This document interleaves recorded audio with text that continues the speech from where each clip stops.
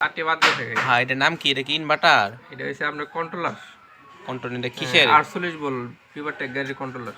ও, যারা আর এটা বেশিরভাগ ফইরা জায়গা, এজন্য ভালো উন্নত মানের তার দিয়ে দিছি যাতে না না নষ্ট। পড়ে নাকি? আচ্ছা ঠিক আছে।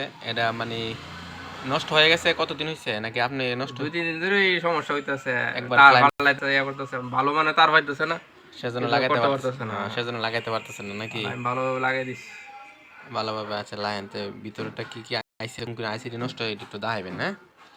এগুলা বেশিরভাগ ট্রানজিস্টার আছে, মোসফেট আছে। এই যে ট্রানজিস্টার জি এটি জি। অনেক সময় নষ্ট হইলে গাড়ি জাম হয়ে জায়গা, গাড়ি চলে না। এটা ফইরা গেলে গাড়ি মনে করেন বন্ধ হয়ে যাবো হঠাৎ করে, চলতে নেবে, বসতে বন্ধ হয়ে যাবে না? বন্ধ হয়ে যাবো। ও, এটা ক্যাপাসিটারটি নাকি?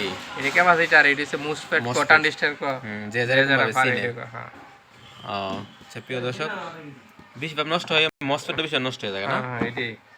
তিন ট্যাঙ্ক নাকি? তিন ট্যাঙ্ক হয় নাকি? 3 ট্যাঙ্ক। এটা তো নম্বরও আছে নাকি? এক একটা মসফেটের নাম্বার আলাদা আলাদা না?